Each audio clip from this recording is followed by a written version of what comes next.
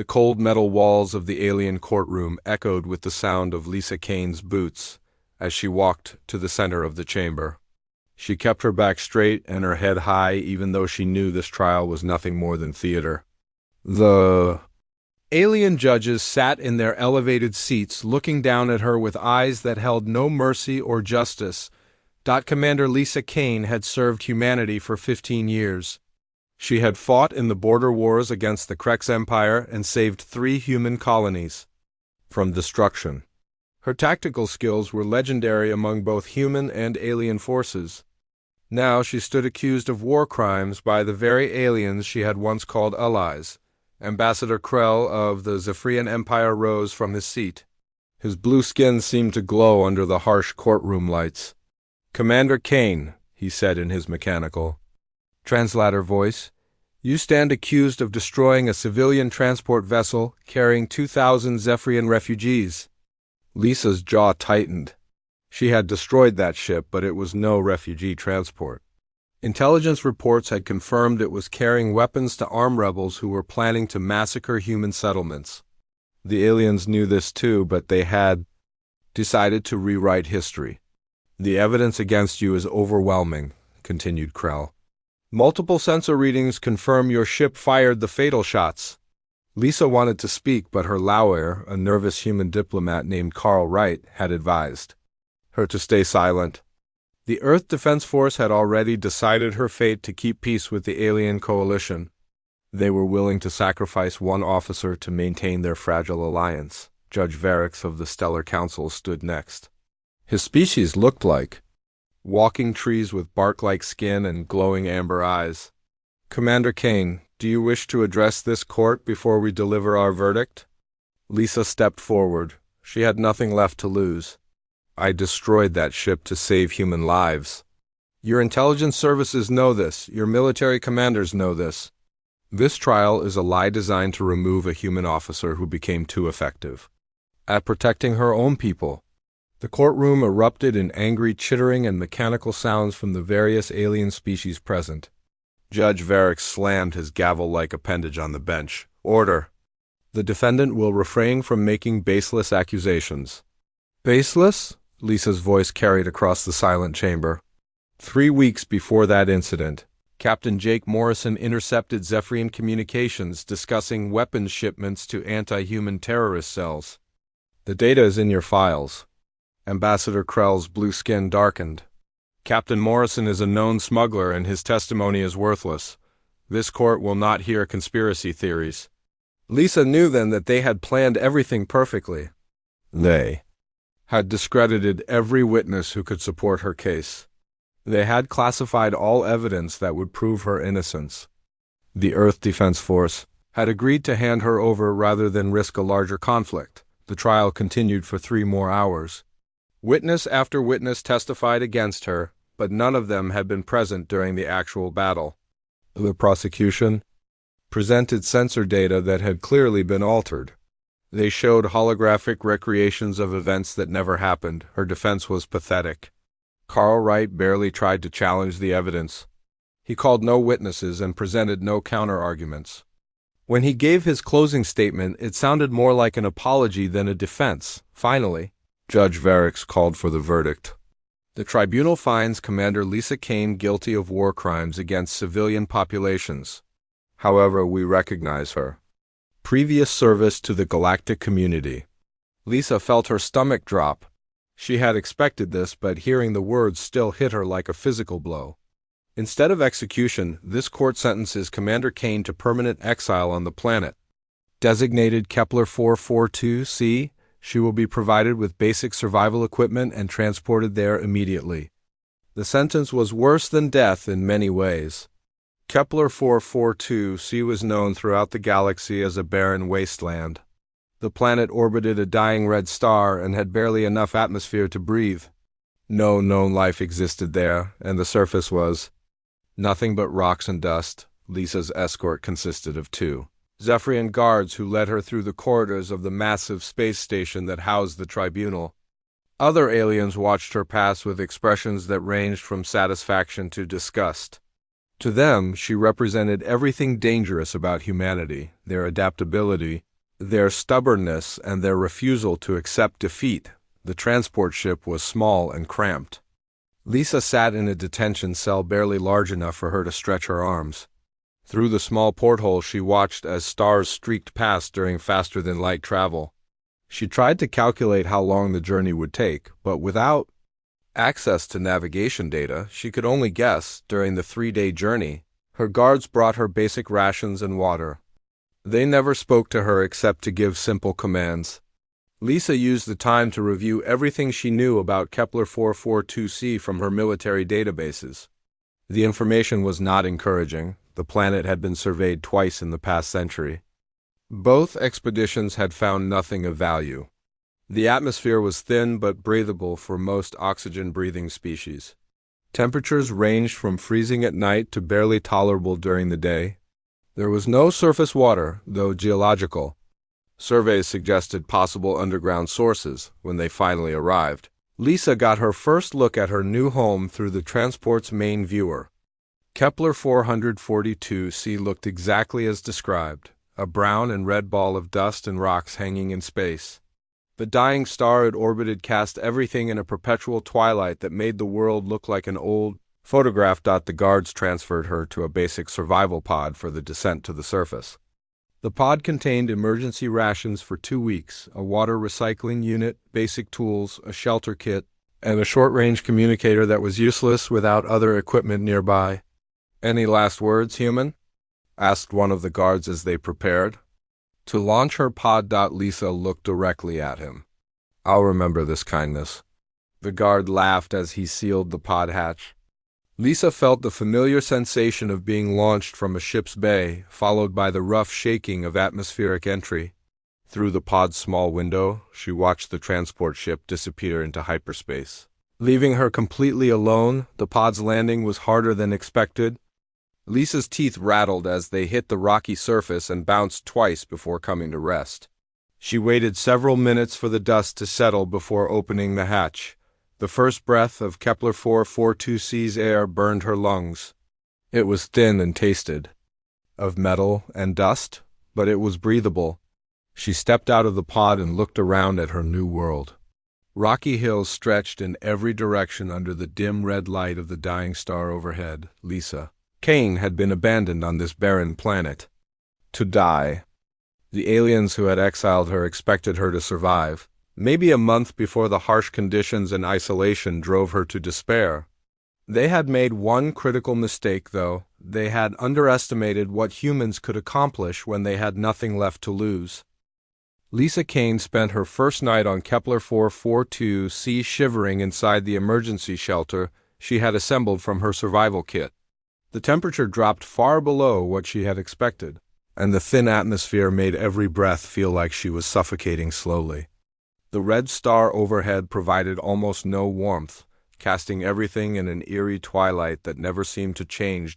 When morning came, if it could be called morning on a world where the light never varied, Lisa began her systematic exploration of the immediate area around her landing site. She had been trained for survival situations, but this was beyond anything covered in military manuals.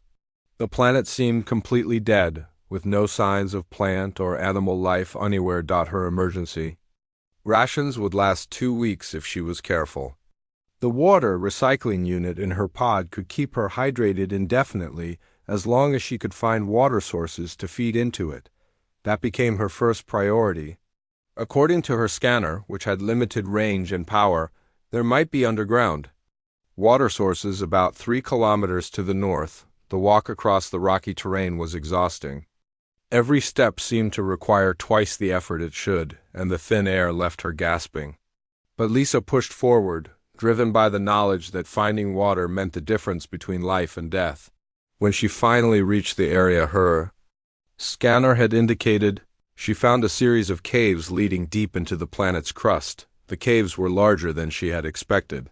Some of the tunnels stretched far beyond what her flashlight could illuminate. As she explored deeper, her scanner began picking up strange readings. The rocks around her contained minerals she had never seen before, and some of them seemed to emit their own faint energy signatures.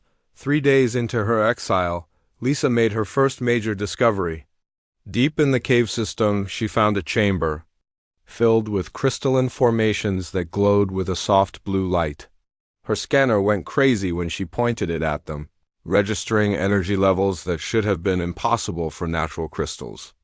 She recognized the readings as similar to trilithium, one of the most valuable materials in the galaxy, but these crystals were different. They seemed more pure and concentrated than any trilithium she had encountered in her military service. A single handful of these crystals could power a starship for months. The chamber contained thousands of them, maybe millions.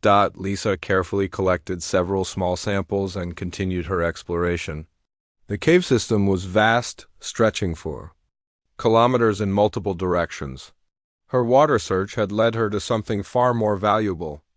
In another chamber, she discovered metals that her scanner could barely identify. They seemed to shift and change at the molecular level, adapting to whatever energy was applied to them. By the end of her first week, Lisa had established a base camp in the caves near the underground water source she had finally located. The water was clean and cold, flowing from some deep aquifer far below the surface. She had moved her shelter and equipment into the caves, which provided protection from the harsh surface conditions. Her exploration revealed that the cave system was not entirely natural. Some of the tunnels showed signs of artificial construction, with walls that were too smooth and corners that were too precise to be formed by geological processes. In her second week, she found proof that an ancient civilization had once lived on this planet. The discovery came in the form of a massive chamber filled with dormant machinery. The equipment was clearly alien in design, but unlike anything she had seen from the current galactic civilizations. It looked ancient, possibly millions of years old, but was preserved perfectly in the dry cave environment. Lisa's engineering background allowed her to recognize some of the machinery's functions. This had been a mining and refining operation, on a scale that dwarfed anything the current galaxy had achieved. Automated systems designed to extract and process the valuable minerals she had discovered throughout the cave system. The most amazing discovery was the control center, a series of crystalline interfaces that still held faint power signatures.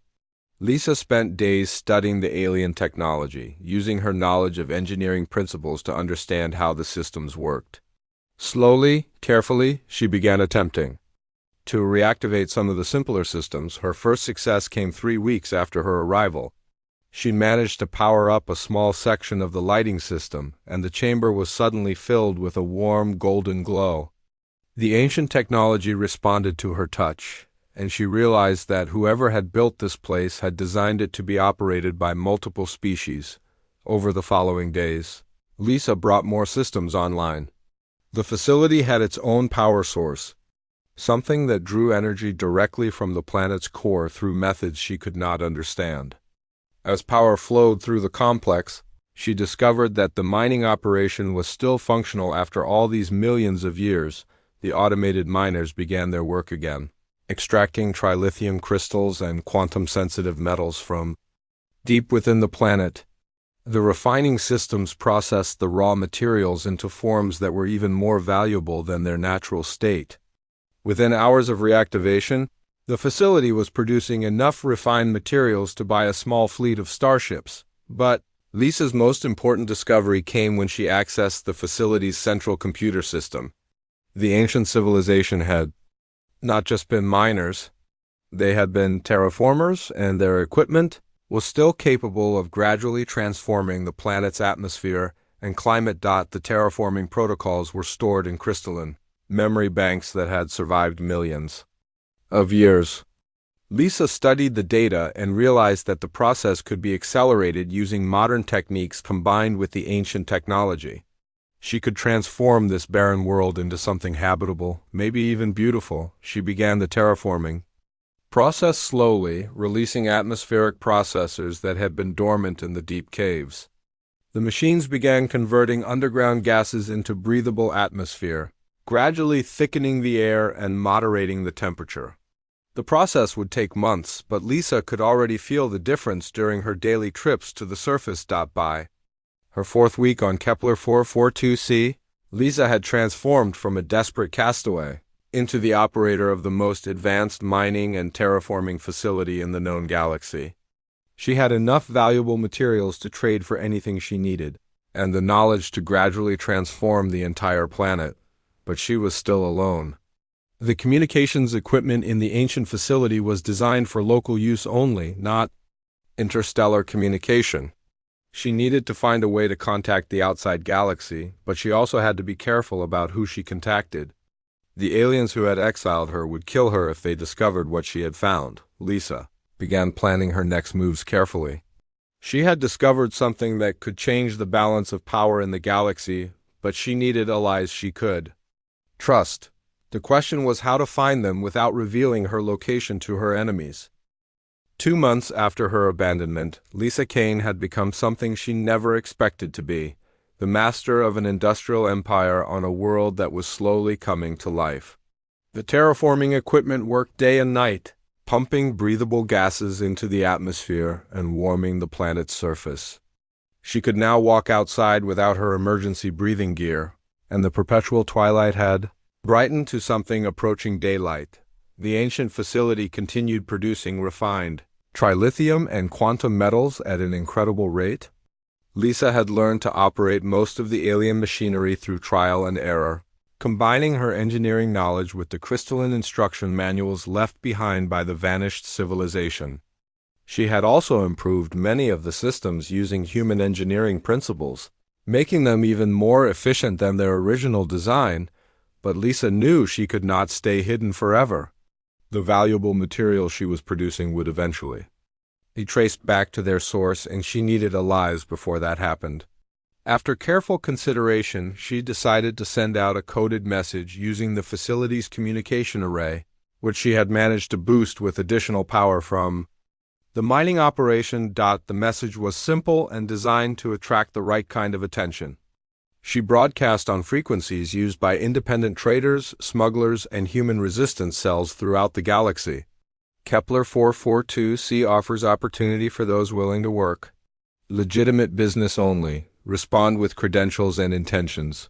Lisa was careful not to reveal her identity or the true extent of what she had discovered. She presented herself as a successful independent mining operation looking for partners and workers. The response was immediate and overwhelming. Within days, she received hundreds of messages from people across the galaxy seeking work or trade. Opportunities? Most of the responses came from desperate people with nothing to lose. Criminals running from the law, former military personnel who had been discharged for refusing questionable orders, engineers and scientists who had been blacklisted for political reasons. These were exactly the kind of people Lisa needed, skilled. Individuals who had been abandoned by the system just as she had been. She was selective in her responses, choosing people based on their skills and their reasons for seeking a new start. The first person she invited was Captain Jake Morrison, a former Earth Defense Force pilot who had been court-martialed for refusing to fire on human civilian protesters. His ship was small but fast, and his crew consisted of other military outcasts. Jake arrived at Kepler 442c 3 weeks after receiving Lisa's invitation. He was a tall man with graying hair and suspicious eyes who had clearly seen too much conflict. When his ship landed near the entrance to the cave complex, Lisa greeted him, wearing a simple work outfit that gave no indication of her military background. "You're the mining operation?" Jake asked, looking around at the barren landscape with obvious doubt. "Follow me," Lisa replied, leading him into the caves. The walk to the main facility took 20 minutes, and Jake's expression changed from skepticism to amazement as they passed through chambers, filled with active mining equipment and storage areas packed with refined materials. "What is this place?" he whispered as they entered the central control room where crystalline displays showed the facility's output and the progress of the terraforming operation. "A second chance," Lisa answered, "for all of us." She explained her proposal carefully. Jake and his crew could establish a base on Kepler 442c and handle trade operations, moving the refined materials to market while maintaining secrecy about the planet's location. In return, they would receive a full partnership in the operation. sharing profits equally rather than working for wages. Jake was smart enough to recognize the opportunity. Lady, what you're offering here could make us all rich. But why trust? US? You don't know anything about me except what I told you in a message. Because you were willing to sacrifice your career rather than fire on innocent people, Lisa replied. That tells me everything I need to know about your character. The next arrival was Amy Rodriguez, a brilliant engineer who had been enslaved by a corporate mining consortium after her planet was conquered. She had escaped during a prisoner transport and been living as a fugitive for 2 years. Amy took one look at the ancient alien technology and immediately began suggesting improvements and modifications. This is incredible work, she said, running her hands over the crystalline control interfaces. But I can see at least a dozen ways to increase efficiency and output. Give me a few weeks and I can double your production rates. Pete Collins came next, a former Earth military sergeant who had been dishonorably discharged for protecting human civilians from alien soldiers during a peacekeeping mission. He brought with him a dozen other former military personnel who had been blacklisted for similar reasons. They immediately began establishing security protocols and defensive positions around the facility. Word continued to spread through underground networks, but Lisa was careful to verify each new arrival. She only accepted people who had been wronged by the current system and who demonstrated both useful skills and strong moral principles. Within 2 months, her colony had grown to nearly 50 people. The terraforming process accelerated as more workers joined the operation. Amy's improvements to the atmospheric processors had increased their efficiency dramatically, and the planet's air was now thick enough to support normal human activity. They began establishing surface facilities and expanding the cave complex. To accommodate the growing population, Lisa found herself naturally falling into a leadership role, but she was careful to govern through consensus and partnership rather than military command. Every major decision was discussed openly, and profits were shared equally among all residents. This created fierce loyalty among the colonists, who had finally found a place where their contributions were valued and rewarded. The colony established its own manufacturing facilities using a combination of alien technology and human innovation. They began producing not just raw materials but finished products, energy weapons, communication equipment, and even small spacecraft components. Everything they made was of higher quality than standard galactic production, powered by pure trilithium and incorporating quantum-sensitive metals. By the 4th month, Kepler 442c had transformed from a barren wasteland into a thriving industrial colony. The surface now supported patches of green vegetation, introduced using seeds and genetic material that Amy had acquired through her trader contacts. The temperature had stabilized at comfortable levels, and the sky had changed from rust red to a pleasant blue-gray. But Lisa knew their success could not remain secret much longer. The high-quality materials appearing in black markets throughout the galaxy were starting to attract attention from major powers. Intelligence services were beginning to investigate the source of these mysterious new products. She began preparing for the inevitable discovery of their location. The colony needed to become self-sufficient and defensible before they were found by hostile forces. Lisa had learned from her betrayal by the alien coalition that trust was a luxury she could no longer afford when dealing with established powers. The first signs of trouble came from Jake Morrison's trading contacts across the galaxy. Intelligence services from multiple alien governments were asking questions about the source of high-quality trilithium crystals and quantum metals appearing in underground markets. The materials were too pure and too advanced to come from any known mining operation, and their sudden appearance had disrupted established trade networks. Lisa called a colony meeting in the main facility's central chamber. Nearly 80 people now lived on Kepler 442c, and the planet had transformed beyond recognition. Green vegetation covered large areas of the surface, and the atmosphere was now thick enough to support Earth-normal breathing. Small cities had grown around the cave entrances, connected by roads and powered by the abundant energy from the ancient facility. "We need to prepare for visitors," Lisa announced to the assembled colonists. "Not the friendly kind." Pete Collins stepped forward from the group of former military personnel. "We've been expecting this. My security teams have been working on defensive plans since we arrived." Amy Rodriguez raised her hand. "The manufacturing systems are producing more than just raw materials now. We have energy weapons, shield generators, and sensor arrays that are better than anything the major powers use." Lisa nodded. "The question is whether we try to hide or whether we show them what we're capable of.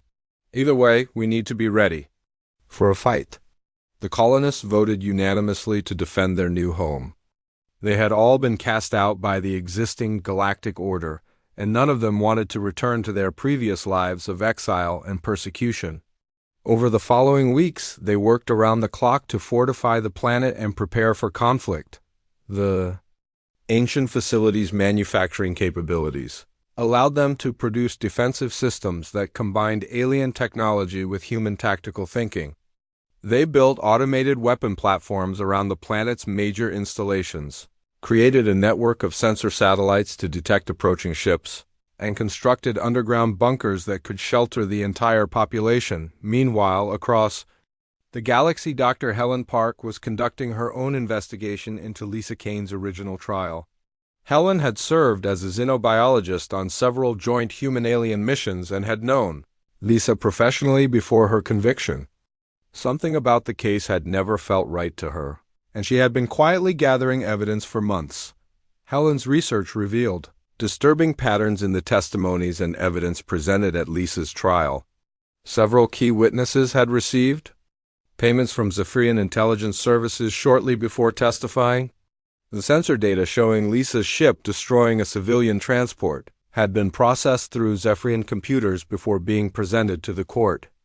Most damning of all, Helen discovered communications between coalition leaders discussing the need to remove dangerous human military officers from active service. She began reaching out to other humans who questioned the official narrative about the trial. Many of Lisa's former colleagues in the Earth Defense Force privately admitted they believed she had been framed, but none were willing to speak publicly for fear of ending their own careers. Helen realized she would need to build a much larger network of allies before she could challenge the Coalition's version of events. Back on Kepler 442c, the colonists' preparations were put to the test when long-range sensors detected a small scout ship approaching the system. Jake Morrison took his fastest ship to intercept the visitor before they could reach the planet and discover the colony's true nature. The scout ship belonged to a Krex trader named Voss, who claimed to be following rumors about a new source of rare materials. Jake met with him at the edge of the system and offered to sell him a small quantity of refined trilithium, but Voss was more interested in learning about the source of the materials. "These crystals are unlike anything I have seen," Voss told Jake, examining the samples with obvious excitement. "The purity levels are impossible to achieve with current refining technology. Where did you obtain them?" Jake gave him a carefully prepared story about discovering an abandoned mining station in an asteroid field. The explanation satisfied Voss temporarily, but Jake knew the trader would be back with more questions and probably more ships. The real test came 2 weeks later when a Zephyrian intelligence vessel arrived in the system without warning. Captain Sarah Blake, who had joined the colony with her own small crew of former Earth Defense Force personnel, detected the ship on long-range sensors just hours before it would reach the planet. Lisa made a difficult decision. Instead of trying to hide the colony's existence, she decided to meet the Zephyrian ship head-on. She took command of one of the colony's new defensive vessels, a sleek craft that combined ancient alien technology with modern human weapon systems. The encounter took place in space above Kepler 442c. The Zephyrian intelligence ship, commanded by an officer named Krix, demanded to know why there were human settlements on a planet that was supposed to be uninhabited. Lisa identified herself using a false name and claimed to represent an independent mining consortium. This planet was surveyed and found to contain no valuable resources, Krix stated, his mechanical translator making his voice sound cold and emotionless. "Your presence here is illegal under galactic settlement laws. Those laws don't apply to planets abandoned by their original surveys," Lisa replied calmly. We have legitimate salvage rights to any resources we find here." The conversation quickly became hostile as Crix demanded to inspect the colony's facilities and review their mining permits. When Lisa refused, the Zephyrian ship began charging its weapons systems. Lisa realized the encounter was about to become violent. What happened next shocked both crews. Lisa's ship moved with impossible speed and agility, powered by systems that the Zephyrians could not match. Her weapons, energized by pure trilithium crystals, cut through the intelligence vessel's shields like they were made of paper. Within minutes, the Zephyrian ship was dead in space with its engines destroyed and its crew unconscious from system overloads. Lisa chose not to destroy the ship completely. Instead, she had it towed to a safe distance from the planet and left there with minimal life support. The message was clear. Kepler 442c was defended by technology that surpassed anything the current galactic powers possessed. News of the encounter spread quickly through intelligence networks across the galaxy. The Zephyrian Empire was humiliated by the defeat of one of their best ships by unknown human forces.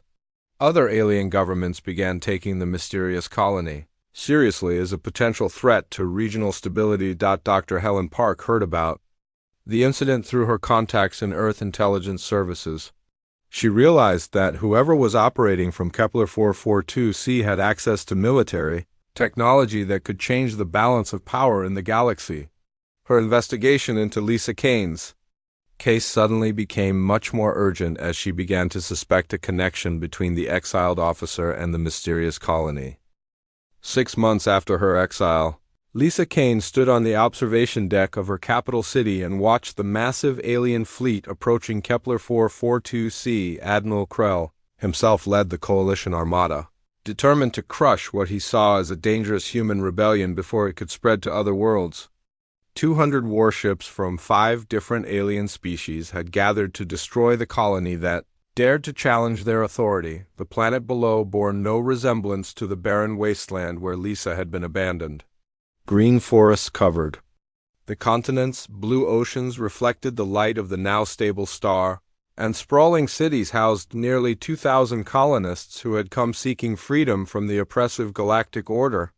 The terraforming process was complete, and Kepler 442c had become a garden world that rivaled the most beautiful planets in known space.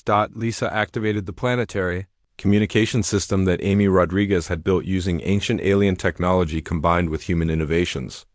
Her message would reach every ship in the approaching fleet and be broadcast across the galaxy on all frequencies. "I am Lisa Kane, former commander of the Earth Defense Force and current governor of the Free Territory of Kepler 442c. She announced. 6 months ago, you abandoned me on this world to die because you feared what humanity could accomplish. I chose to live and build something better than the corrupt system that betrayed me." Admiral Krell's response came immediately, his voice filled with rage and disbelief. "Lisa Kane is a convicted war criminal who was lawfully exiled. This illegal settlement will be destroyed and its inhabitants relocated to proper detention facilities." "You call me a criminal for protecting human lives," Lisa replied. "You convicted me based on lies and fabricated evidence because I became too effective at defending my people against your aggression.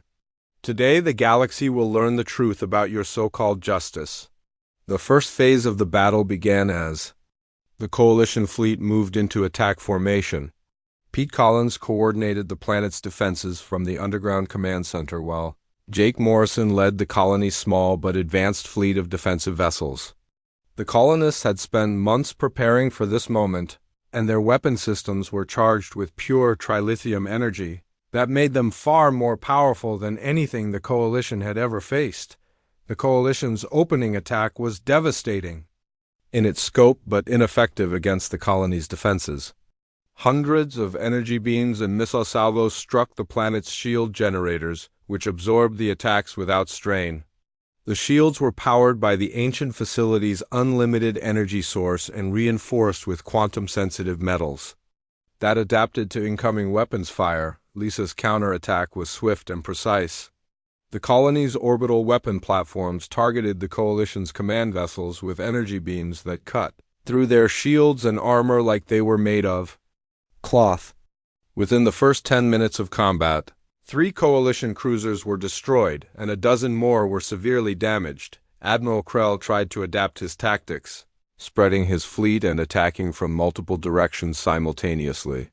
But the colony's sensor network gave Lisa perfect information about every enemy ship's position and status. Her defensive vessels moved with impossible speed and agility, striking where the enemy was weakest and vanishing before they could respond effectively. The turning point came when Amy Rodriguez activated the planet's most powerful defensive system, a network of ancient alien weapons that had been sleeping beneath the surface for millions of years. These weapons drew energy directly from the planet's core and could destroy entire fleets with focused gravitational distortions that tore enemy ships apart at the molecular level. The Coalition fleet began to retreat as their casualties mounted, and their commanders realized they were facing technology far beyond their understanding. Admiral Krell made one last desperate attempt to claim victory by ordering his remaining ships to bombard the planet's surface, targeting the civilian population directly. Lisa's response was immediate and final.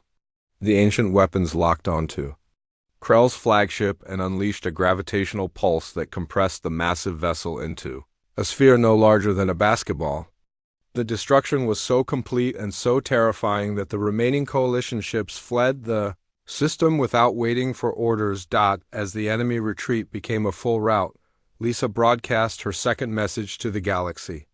This time she included video evidence of her original trial, showing the fabricated testimonies and altered sensor data that had been used to convict her. She presented communications between Coalition leaders discussing their plans to remove effective human military officers from service. Through false accusations, the broadcast sparked immediate rebellions on human worlds throughout the galaxy. Colonists who had been oppressed by alien occupation forces rose up against their rulers, inspired by Lisa's example of successful resistance.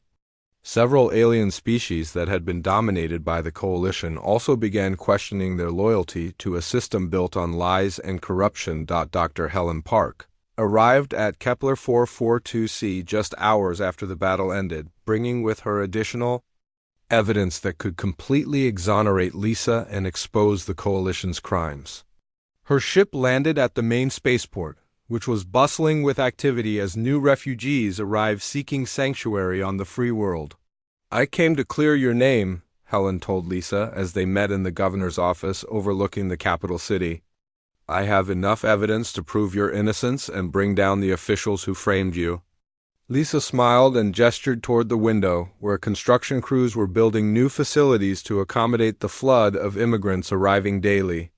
"I appreciate that, Helen, but I don't need vindication from a system that was never worthy of my loyalty.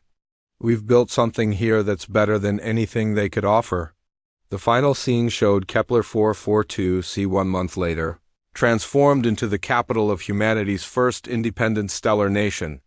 Ships arrived daily bringing settlers, traders, and refugees from across the galaxy.